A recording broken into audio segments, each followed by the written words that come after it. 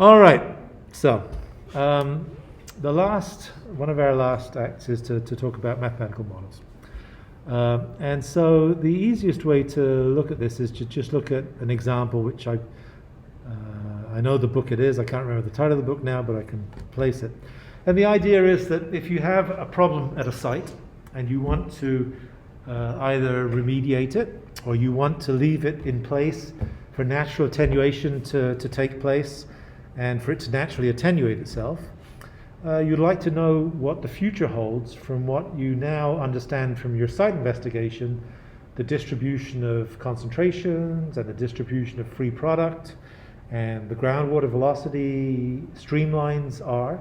You'd like to be able to use that information to be able to make some predictive evaluations, maybe of where the plume's going to be in a year or 10 years or 20 years, whether it might naturally attenuate, and those kinds of things you can only do with models, and numerical mathematical models are what would do that.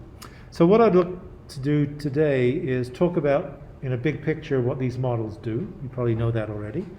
And then talk in the very most basic forms as to how the mechanics of them work. They're very, very simple. They're a bit more complicated when you put them together in a model that does something, but at the elemental level, they're quite straightforward. And so this is a site, I believe it's in New Jersey, actually, which is a hazardous waste site. It's an old landfill, and I think the landfill is shown by this hashed region. And it's a landfill which is leaking fluids, and there's a plume that's developed downstream from it. And so all of these individual locations are wells that have been drilled to sample the subsurface, but more importantly to sample the fluids which are in the subsurface. And they provide some initial picture, if you like the map that you had for the Smithville site, in terms of exactly what the plume might look like. Not shown here, but what it might look like. And so what you'd like to be able to do is use a model to say, one, you don't need it to tell you what the plume looks like now, because you just sampled that, but just like a weather forecast, where is the plume going to be in a year or 10 years' time? If we put in some wells and pump and treat, what will happen to the plume as a result of that treatment? And so those are the kinds of predictive behaviors that you'd like to answer if you're doing this. So typically what you do is you'd find a site, you realize from either someone getting sick or for some other reason you can identify that there's some problem. You drill some holes, you take fluid samples from those holes, and you can use those to start putting together your model. The model will tell you something about, from the boreholes, what the stratigraphy is. It'll tell you from your testing what the permeabilities are at different locations. And you can use that to be able to assemble a typical model. And so one way to do this might be to take the area, which in plan view is given here, and to divide it up into a series of cells or elements, in this particular case elements, which allow you to represent within each of these boxes exactly the behavior that you have. So in each of those boxes, in a very simplistic way, you might be thinking of representing a little differential square or a cube. They happen to be triangles, I realize that. And you'd be interested in saying something about the rate at which fluid goes in, the rate at which fluid goes out, and therefore the rate at which it accumulates. And so these happen not to be little square boxes, but they're triangular boxes, but it's the same idea. And so you can do a mass balance on this to be able to solve for the groundwater equations.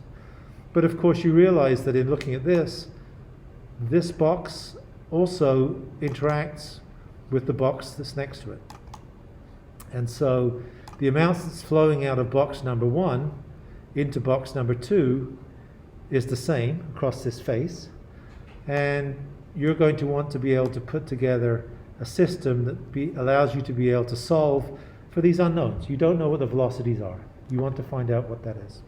And so you have to have some rational way to be able to make up the mathematics, if you like, of what this model is. And it's really very, very simple.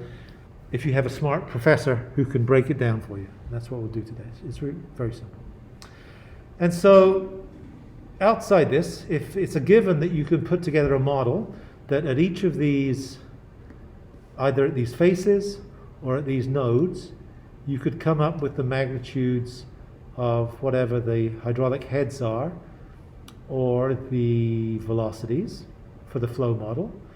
Or it might be that you look at the magnitudes of the concentrations if you're looking at transport. So flow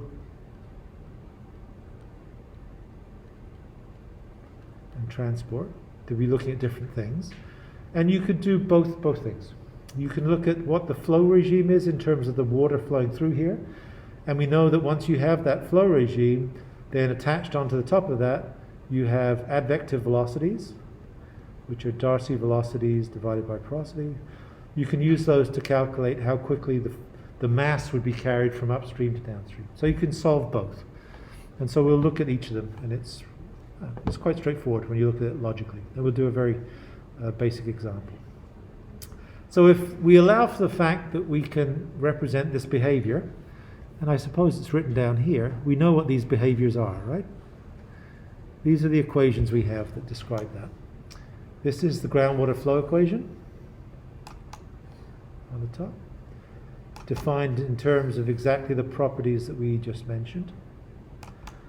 I'm breaking loose today using magenta instead of red. Heads, how heads change with time and with space. Hydraulic conductivity.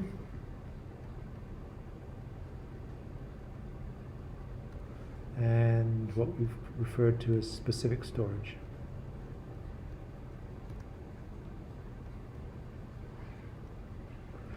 Which is the groundwater flow equation, which you've just seen in, is it 432, the GSci class? That's kind of a prerequisite to this.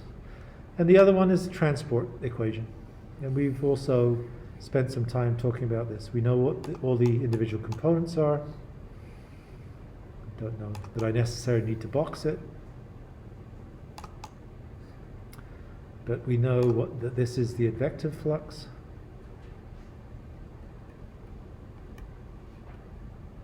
This is the dispersive flux.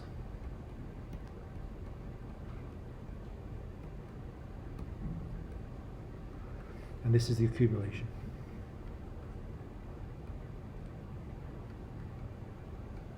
And actually in the equation above this, you see that it's arranged in this way for a reason, is that the equation above, if you change these parameters out, they're exactly the same equations, right? Heads become concentrations, specific storage becomes retardation coefficient, hydraulic conductivity becomes diffusivity, dispersion coefficient, and they're exactly the same equations. A second order PDE that changes in time, this happens to be a second order PDE with a first order derivative in it, the advection equation. And the point for laying this out is that, well, we've seen this multiple times, and we physically know what these individual terms mean in terms of what the plume looks like as it goes down gradient. But the idea is that this is a mathematical representation of what we might want to solve.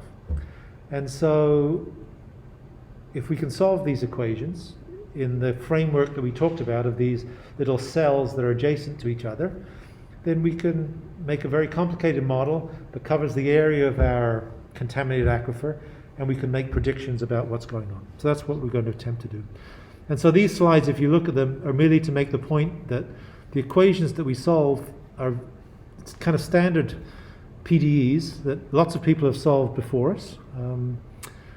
They look the same in terms of their form if you change the properties around. The reason the transport equation is different is it has this advective term, which is kind of the plug flow front that moves as a piston through the system.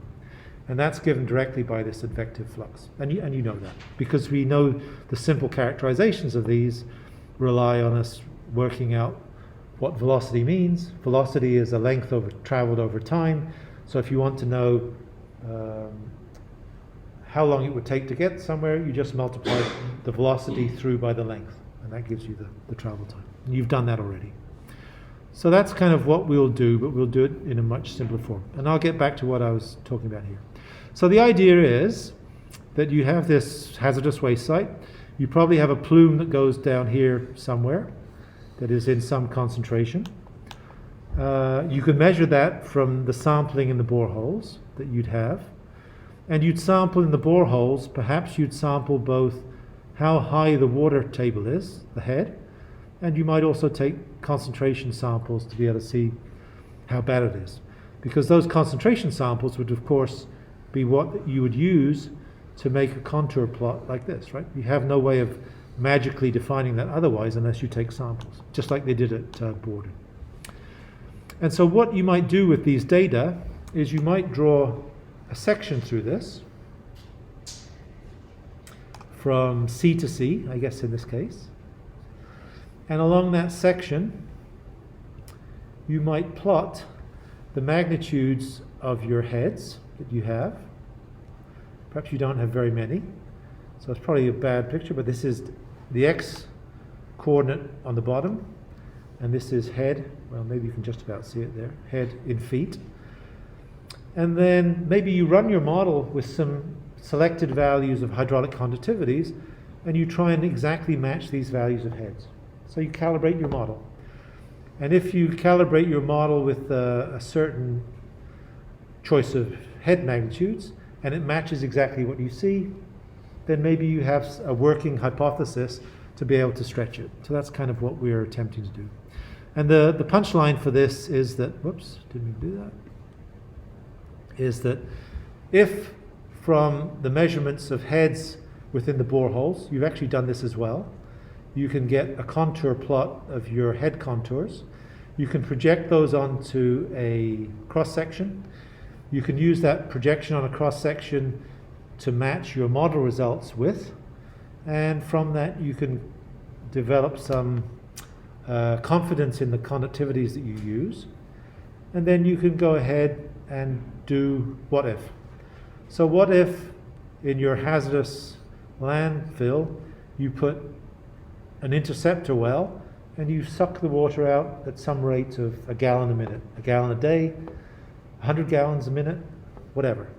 And as a result of that, you'd expect to change this initial distribution of head contours from the pristine contaminated case into a condition that you're examining what's going on.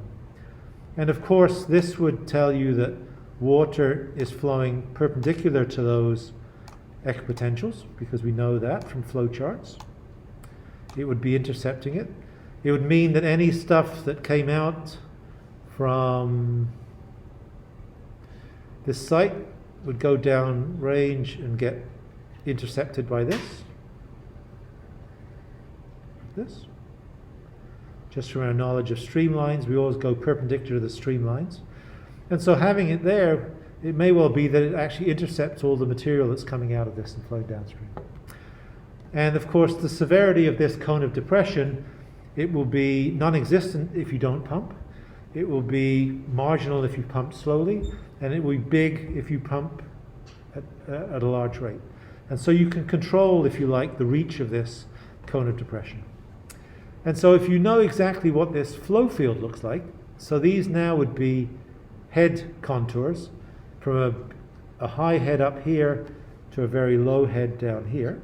You know, it's like going across equipotentials. These are equal potential of head. If you like, it's the elevation of the groundwater table in a simplistic sense as you go through here.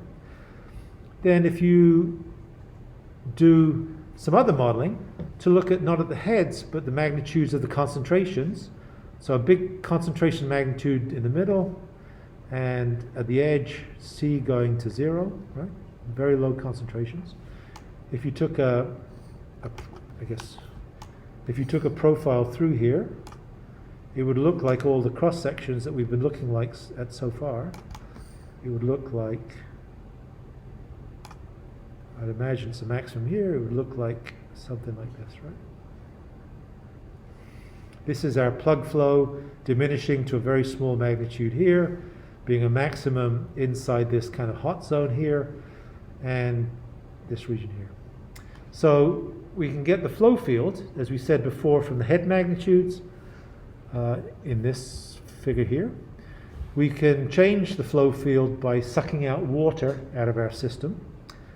And if we want to, we can also look at exactly how the plume would develop as it's being carried by that flow field as it goes downstream. And so the plume might develop like this. I don't know. I didn't put any things. This is concentration if you do nothing. This is concentrations as you intercept this downhole well. And this is the plume as it gets diminished by these capture magnitudes.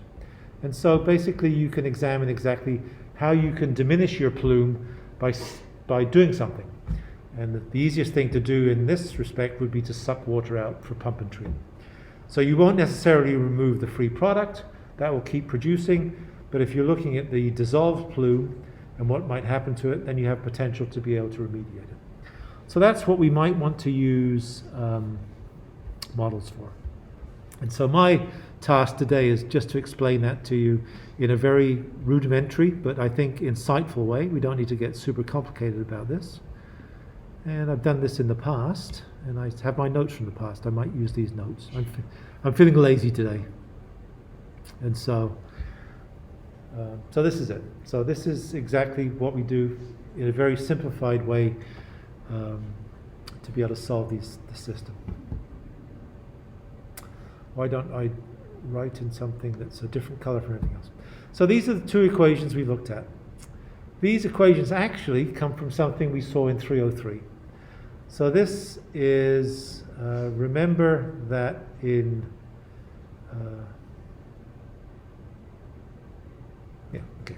this is the conservation equation. So if you recall, this is the accumulation term. This is mass, this is volume. You can accumulate, you can change mass or volume as a function of time. The idea of blowing up a tire, you change the volume of the control system at relatively constant pressure, not constant density. Or you can change the density of the fluid by squeezing more fluid into a closed volume, which I guess that would be a tire, right? Injecting more air into a tire would increase its density and not much its volume, a little bit. And filling up a bucket would be a constant density of water, but changing the volume because the free surface is going up. So that's the accumulation term. And the volume in equals volume out term is just the stuff that's going across the system. And so this was exactly the equation that we substituted Darcy's law in for. So velocity in the x direction is equal, this is a bit of a blunt object, permeability,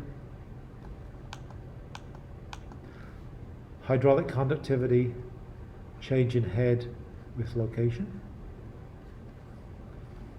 You'll never have to reproduce these things. The exam's done, so write them down by all means, but just try and understand it. I think it's fine. So this is this term that comes out of this, and the accumulation term comes out of doing something with this. And so these two equations come out of it. One representing flow, sucking water out or injecting water, depending on what we want to do, and the motion of the dissolved components that move with that water, where the dependent variable is in terms of the concentration of that species. And as we said before, these three terms, this is advection, this term here, this is dispersion, and this is accumulation. This is pressure diffusion, if you like, and this is accumulation. So they serve the same purposes.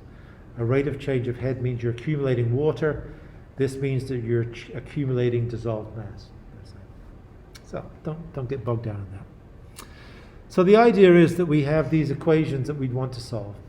We can make the top equation very simple by saying that nothing changes with time. So the system's in steady state. The same amount of rainfall comes in here as flows out of the bottom. It's happening all the time, and so the water table isn't changing. So if you take a snapshot of the aquifer in January, it looks exactly like it does in June. And so it's not changing with time, and so this term is 0. That means we only have this term on the left-hand side to be able to accommodate. If we throw one of these away, so we're only looking at a one-dimensional problem. If you remember the geometry we drew with the two magenta boxes was two boxes in succession. if we look only in one direction, then we can solve an equation which is just flowing along a tube. I don't like this. This is too blunt. So it's just flowing in one direction. So maybe what we could do is we could divide that tube into a node here, a node here, and a node here. Link them, and we could have the head of this central node we don't know, the head at the downstream node maybe we know or maybe we don't, and the head at the upstream node we don't know either. And I'm numbering them in a strange way because of this down here, if you look here. And so this tube that we've dealt with is actually a kind of a finite difference grid. This length here is a length, delta x, which is exactly the x that goes in here, and the x that goes in here. And so if we throw these time-dependent bits away, this is the equation we're left with. Hydraulic conductivity times the second partial of head is equal to 0. Steady state, doesn't change with time. And if we want to, we can write that out a bit more simply by just taking this partial derivative and writing it out as a first order term differentiated a second time. That's what the partial derivative is. So if we want to discretize this, I'm sure you've seen finite differences in your past career here. This tube we're going to represent by, ignore the bottom and top parts. We're going to represent by a template of 3 nodes that we can overprint and move throughout our system to represent our lattice. But if we want to solve this equation just for these 3 nodes, then we can do that. We can do that because we know exactly how we can write this term dh dx. So dh dx we can just write as a finite derivative, change in head over a length, right? Just transforming it. And so if we think about drawing the heads at nodes 3, 0, and 1, this vertical ordinate here is heads, with direction in the x direction, then it would look like this. And of course we know that this delta h and this delta x exactly represent this. And so if we want to get the gradient of this portion between the central node and the right-hand node, we know what it is. And if we want to get the gradient of this left-hand part between this upstream node and the central node, we know what it is as well. But it's different. And so all it would be, well, so if we take this one, the magnitude is equal to, take the right-hand node. This is h1 minus h0, which is this amount here, and the amount of delta x.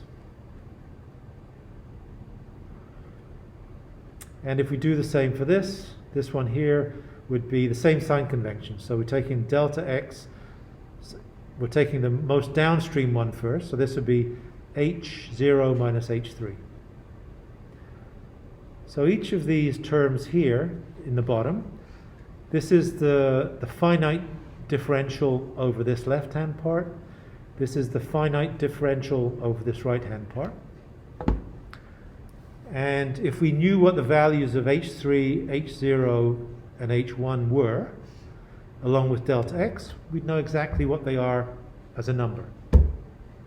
So that's the first part. So we can get this part that describes this. But this isn't the term that defines this second order partial derivative. So the physical meaning of the rate of change of this head in space means how does this term change as you go from upstream to downstream.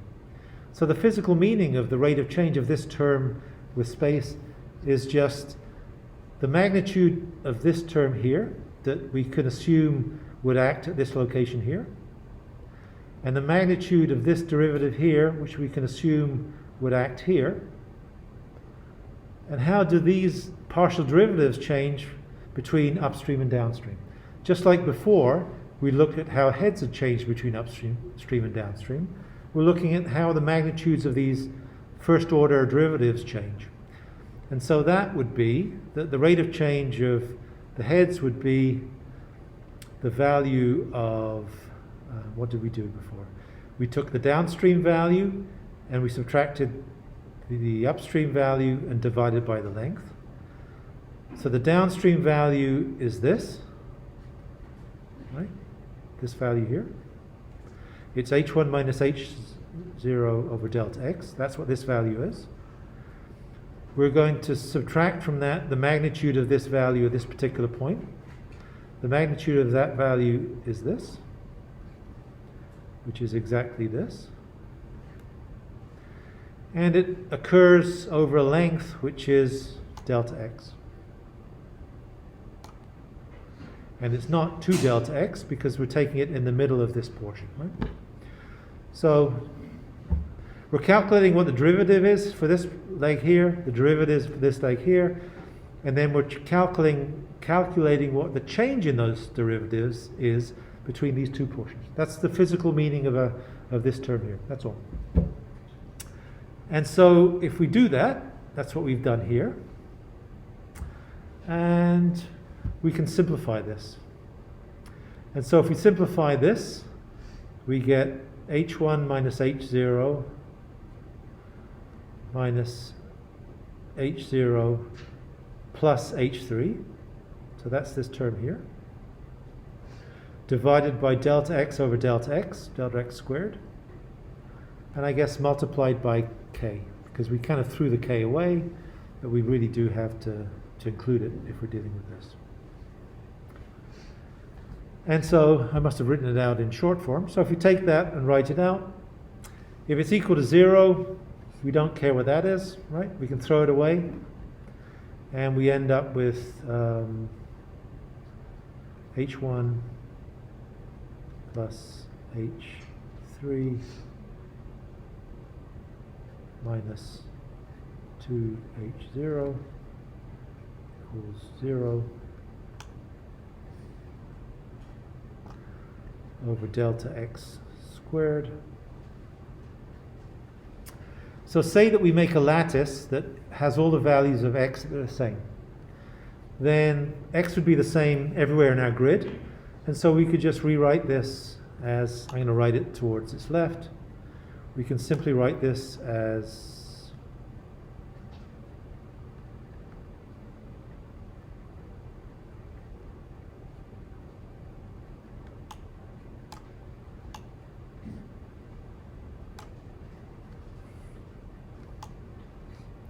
nothing more.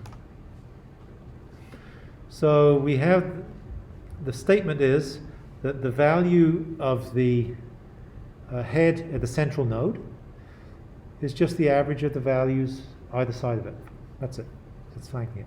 So this manipulation that we've gone through gives us this equation. It says the head at the middle node is just the average of the flanking heads on either side. Nothing more. And so we can do that if we make the values of delta x the same throughout our lattice. And if we also make the value of hydraulic conductivity the same everywhere. And so if we do that, we can make a lattice which is one-dimensional, where the value of the central head will always be the average of the flanking heads. You can do exactly the same derivation, but now not just in one dimension, but a star in plan view, like an x, well not x, a plus sign.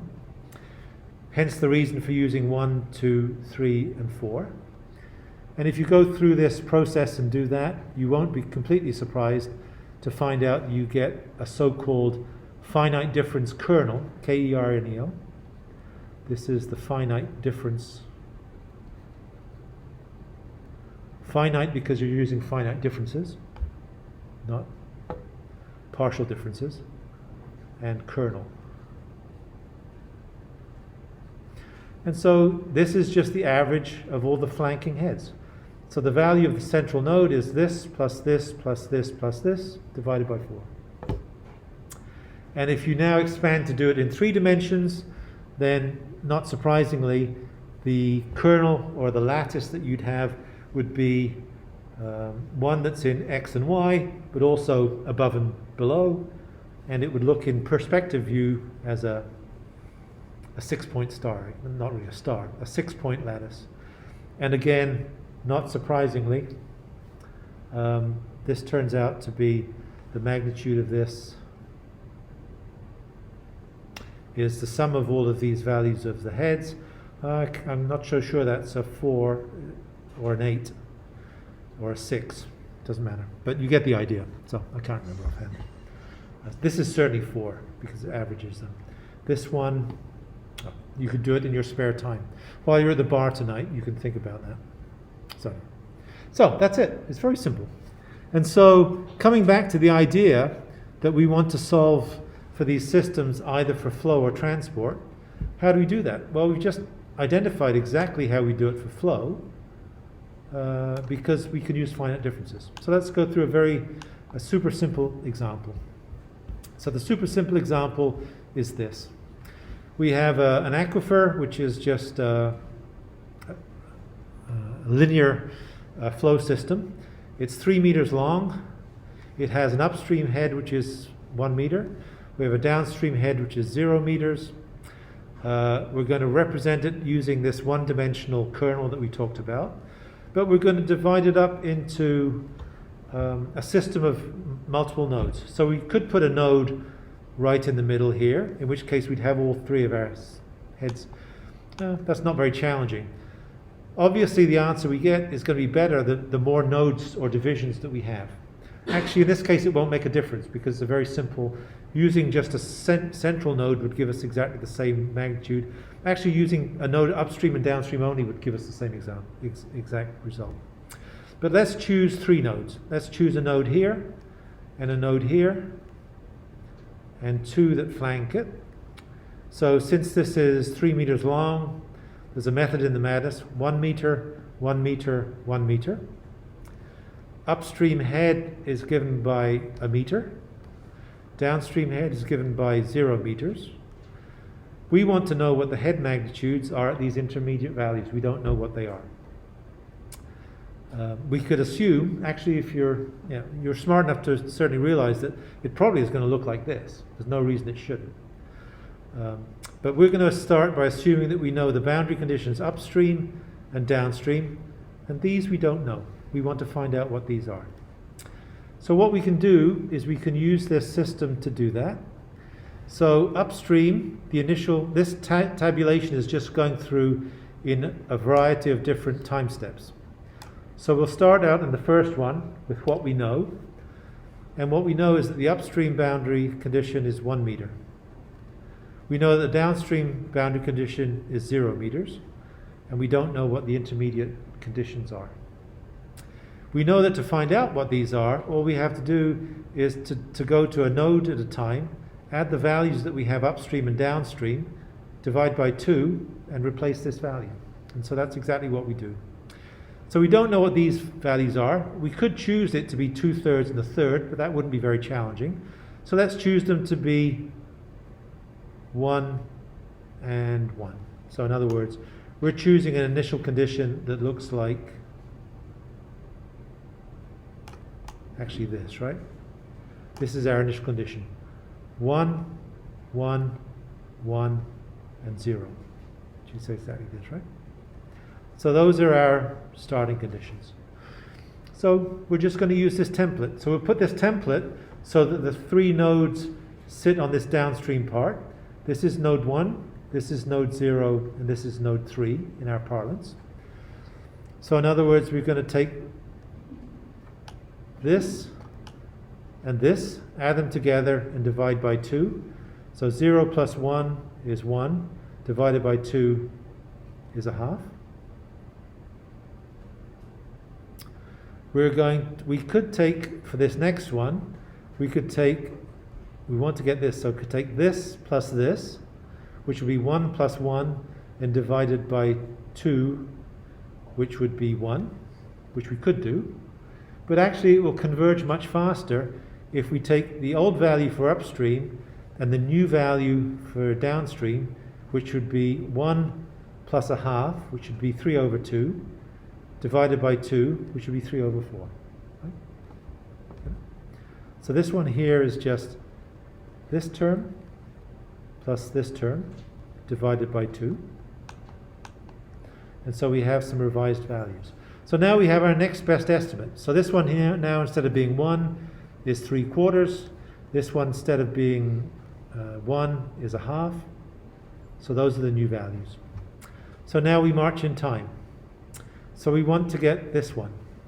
We don't know what this is. So we're going to take 0 plus 3/4, divide by 2. So 0 plus 3/4 is 3/4, divided by 2 is 3/8, just this. So now we want to get this one. So we're going to take, we could for this one take a half and 1, and we get something. But we probably get a faster convergence if we take the most recent value we have and add that to 1. So 3/8 plus 1 is 11/8, right? 8/8 plus 3/8 is 11/8. Divided by 2 is 11/16. And that's this term here. So now we go to the next one. We don't have this. We want to know what it is. So we take 0 plus 11/16 divided by 2. That's 11/16. Divided by 2. That's 11/32. This term here. Now we want to get this value, so we're going to use this number plus this number. Actually, it's really this number, isn't it? But this happens to be our boundary condition, so it's not changing. So it's actually, we get to use this number. So 11/32 plus 32/32 is 43/32. Divided by 2 is 43/64. You have this number. Get rid of these, get rid of my question mark. And now the last one is we want to do this. So we add this value plus this value and divide by 2. So this has to be 0 plus 43/64 divided by 2 is 43/128, which is this value. And then what we'd want to do would be to find out this. We'd take this magnitude plus 128/128, which would be 171. Yes, yeah, I could just look here. 171/256, and this value. And if you see where this is going, is each one of these is slowly converging down to be exactly what these numbers are. So this one is asymptoting to 2/3. This one is asymptoting to 1/3. And these boundary conditions don't change. So that's it. That's all these complicated computer models do. Very simple in a one-dimensional problem. You just look at the pressures, the heads around you. You look at them either side of you, you average them, and you take that as a central value, and you just work through the grid multiple times in any way, and it should converge. If you're working on a grid that, instead of looking like the ones that we have, look like our previous, I guess it was in this, right? I won't go back there. You remember that we were talking about this. If it's on a grid that, instead of looking like our lattice, it looks like this, then you just go in all directions. This is a slightly different method to the finite difference method we're using now, but it's the same idea. You just work your way through all of these individual points. You can imagine averaging the values around you and taking it as the magnitude. It's very simple. So that's the first idea that we have, and pretty straightforward. So quite powerful. So this allows us now to get our values of head everywhere in our lattice. So now, if we know what the head values are, I guess we could check it against what we think this should be. Well, you know from Darcy's law that this has to be a linear gradient across here. And so if it is linearly changing from 1 upstream to 0 downstream, then it physically has to be these magnitudes at the intermediate values. It's just the equation of a straight line. So we know that this is an absolute result. And so this comes back to the point that I made previously, that we don't have to subdivide this domain up into subdivisions. If we just use this pressure here, this head here and this head here, we know that by definition, if the tube doesn't get constricted, then the gradient along its length has to be linear gradient. It just satisfies Darcy's law. So anyway, so I'm going to get rid of these things that I wrote here. Oh, it doesn't allow me to do that. Now that we have this, we know we can calculate the Darcy velocity. It's equal to the hydraulic conductivity times the gradient. We know that the gradient everywhere here is the same. It's going to be equal to 1 divided by 3. So the gradient by definition is equal to 1/3.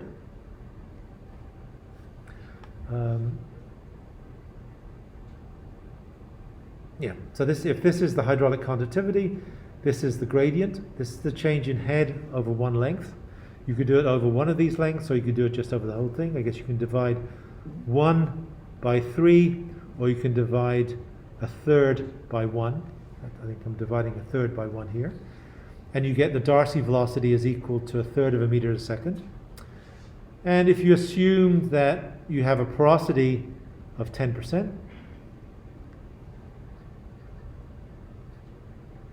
or 0.1, then the advective velocity is just equal to Vd over porosity. So if the Darcy velocity is equal to 1/3, the advective velocity is equal to 1/3 divided by 10%, 0.1, which is 3.3 meters a second. So now, if we wanted to solve the transport problem using our natty finite difference method, just getting rid of these on the bottom, then we can do the same thing. We could try and solve this partial differential equation. It turns out to be a bit difficult to solve and unstable because of this term. And so what we could do is we could just revert to the idea that if you look at a particle in the future, you can see where that particle would go based on where it was previously, how far it would travel. So we know that the velocity is equal to length over time, which in our case is equal to the change in the x-coordinate with the change in time. And so we could rearrange this to be able to say that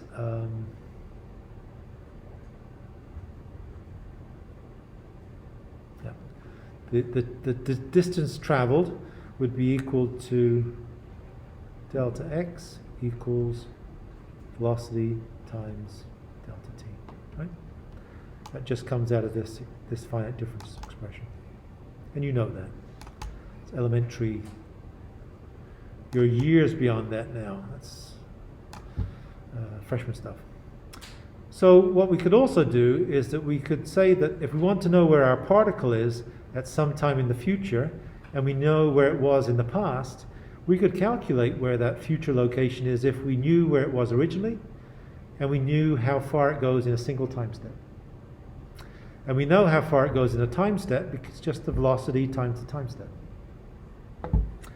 So what we could do is we could take a particle that exists at this point at time 0. We could say, let's give it 1 second to go somewhere and find out how far it will go in that second. So in 1 second, it will go 3.3 meters a second, just from using this. 3.3 meters a second, 1 second, delta x will be 3.3 meters. And so if you take the original location and you add 3.3 meters, that gives you a new location. That's it. And so some of the methods that use transport, try and solve transport, they're called particle migration methods or particle tracking methods. So in other words, you just take a whole bunch of particles that represent individually the mass of your contaminant, say it might represent some portion, and you release them and you allow them to get carried downstream by the location. You might not release them at all the exact location, you might dot them around the place so that you get a plume that evolves, but it's basically the idea. So you know the velocity of the water, the advective velocity, you know where its initial location is, you choose a time step, delta t, find out how far it will travel in that time step, and you update its location from the original location. That's it. And that's how these models work. They're nothing more complicated than that. You'll probably never have to delve into them to do this, but it's perhaps, they really are quite straightforward. The other thing that we should talk about when we deal with these, and one of the reasons for talking about the different forms of these equations, is that if you look at the flow equation and the transport equation, they differ by this one term. This first order derivative is a horrible term. It makes this equation quite unstable and not able to be solved as easily as the other parts of this equation. And so to get a stable solution, we have to be careful about two things.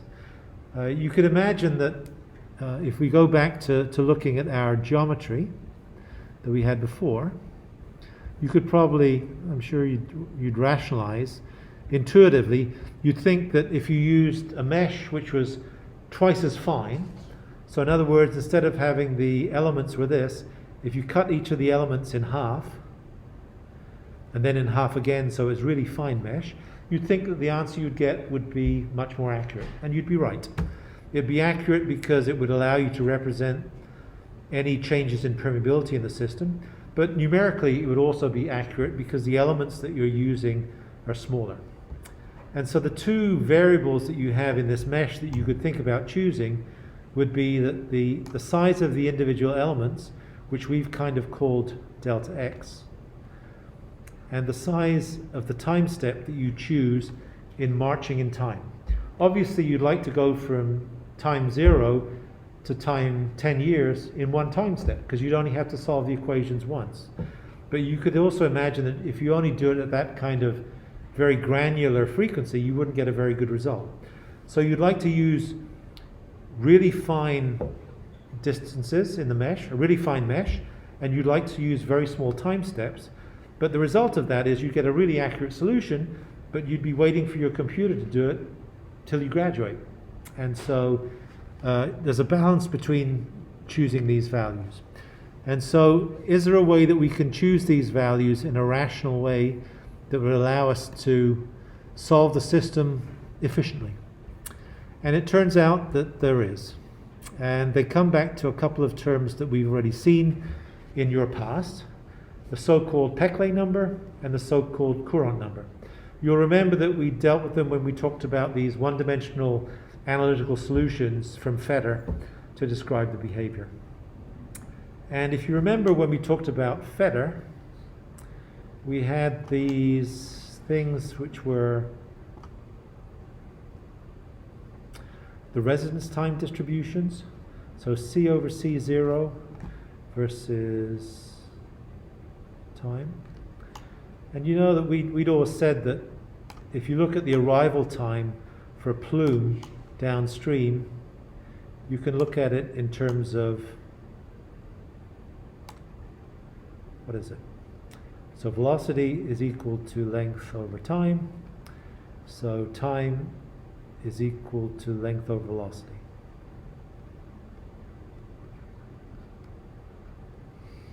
And I think retardation comes in there. So this time we can write as just the length of our travel. We could call it, if we like, delta x, because we've used that here, over velocity. Units work out, right? Length over time, so this is time. And when we looked at these solutions in Fetter, we said that this plug flow solution only works out if the Peclet number is bigger than about 10. And if that's not the case, then we end up with this kind of early breakthrough and none of the curves look the same, right?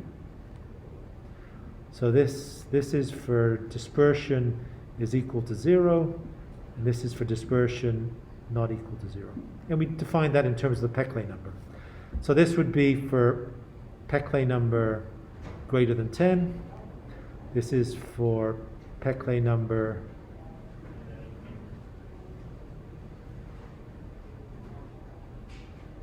less than 10. And so the actual form of this is actually all due to this second order PDE, not the first order part. And so by way of saying that we can define how well we can solve these systems by choosing a grid size which is controlled by the Peclet number. We want the Peclet number always to be less than 10, maybe less than 1. And that means that since the Peclet number is the ratio of advective fluxes to dispersive fluxes, I guess it's written up here. This is the advective flux, advective velocity times a length. And this is the dispersive flux, the dispersion coefficient. Then if we choose a value of x which is small enough that it gets this number to be around 1 or less than 10 at the worst, then we'll get a nice result which is useful for us. So that's a practical thing you can take home from this. The other parameter is that we might want to choose a time step. And you might remember we defined something called a Courant number. And the Courant number was a magnitude of the advective velocity times the time step divided by the length of the system. And if you think about, and the Courant number should be less than 1. And the idea of this is that if you think about it, the advective velocity times the time step is the length that the particle travels. And so if the length that the particle travels is bigger than the size of the element, then it means it's gone from upstream to beyond downstream without ever being registered in the element. The element doesn't know it's traveled through it. And so it can't have any knowledge about it if that's the case. If the velocity times the time step means that it's traveled less than the full length of the element, then it means that it's trapped somewhere within this element. And so there's some memory in the computer program that it knows that it's in this element somewhere. It knows exactly where it is, and therefore it can do the calculation. So the idea of the Courant number being less than 1 means that if it's larger than 1, it means that the particle has gone from upstream to downstream into the next element without ever registering being at this other node. And if that's the case, then it can have no knowledge that it's traveling, and therefore the solution just explodes. And so it can't give you a good result. And so if you want good results from these, you need to have elements that are small enough that they satisfy a Peclet number less than 1, and a time step which is small enough that it satisfies a Courant number which is less than 1. And that's it. And that's it. And that's all that these models do. And so that's it. It's really quite straightforward. One of the things that you might work on if you work in this area is in your office be told to do a numerical model. They give you a code and you'll have to choose some numbers and calibrate it and run it this way and that way to be able to look at what remediation options are if you pump and treat this rate or that rate. And so the mechanism by which it does it is not voodoo. It's really quite straightforward and quite rational. And certainly all the things that you've had in your classes up to now have kind of given you perfectly adequate background to be able to understand those things. Quite straightforward. That's it. So I think we probably covered everything that I said I was going to cover. I don't know what this is. What else do we need to? Yeah. So it was Atlantic City, so it was New Jersey, I've reminded myself. And we did talk about using finite differences. And so the only issue was that we divided up between steady state flow for the flow part, and then we look at particle tracking for the advective transport. And that's it.